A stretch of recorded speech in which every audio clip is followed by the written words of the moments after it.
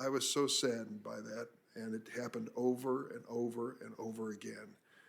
Some of the attacks on this judge were unfair, unrelenting, and beneath the dignity of the United States Senate. You can disagree with a senator's vote. You can disagree with a judge's ruling. But to draw conclusions that really reflect on them personally and their values and take that to the extreme is unfair, whether the nominee is a Democrat or a Republican. I was so saddened by that, and it happened over and over and over again. Nothing but the truth, so help you God. Let the record reflect that the witnesses have all. The question we kept asking ourselves, how does one human being do so much, so extraordinarily well?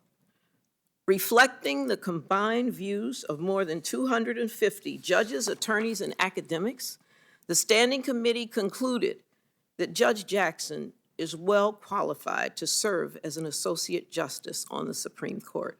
All regard Judge Jackson as possessing the utmost integrity. Reviewers describe her integrity as beyond reproach, impeccable, and of the highest caliber. As one reviewer put it, you write the word integrity, and then you put her initials next to it. Another reviewer said, Judge Jackson has a well-deserved reputation for the highest level of ethics and integrity. Opinions within the legal. When asked about the allegation that Judge Jackson is soft on crime, one high-ranking attorney in the U.S. Attorney's Office responded, I vehemently disagree. Another prosecutor, who has appeared multiple times before Judge Jackson, responded by saying such an allegation, quote, absolutely was not borne out based on my experience with her. Instead, prosecutors, like the other lawyers we interviewed, praised Judge Jackson as a judge who considers all arguments before coming to a decision. One prosecutor stated that Judge Jackson was generally regarded by his office as, quote, a good draw. When it comes to sentencing, particularly when it came to sentencing cases involving child pornography. I'll turn to Joe Drayton, who actually spoke to various prosecutors about this issue because it never came up in any of the interviews we conducted. Yeah, Chair Jeremy, we did speak to various prosecutors and defense counsel who appeared before Judge Jackson, the majority of them in child porn cases and child sexual offense cases. And none of them felt that she demonstrated bias in any way. So to speak, in controversial nominations. Did the ABA itself review Judge Jackson's sentencing memoranda as part of your investigation?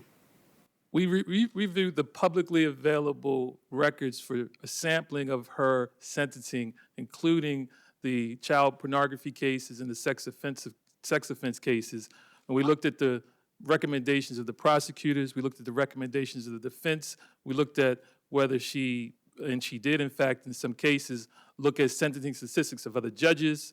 And so we looked at the record and how she came out, and it didn't appear as though she favored the prosecutor nor the defense in such cases. Should people understand ABA's role when it comes to speak? We also queried into her reputation because, as you know, folks talk and they mingle and they're out in the evenings at bars, and her reputation is stellar.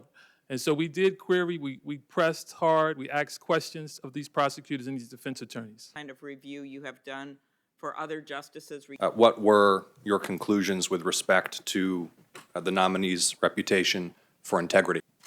Outstanding, excellent, superior, superb. Those were the comments of virtually everyone we interviewed.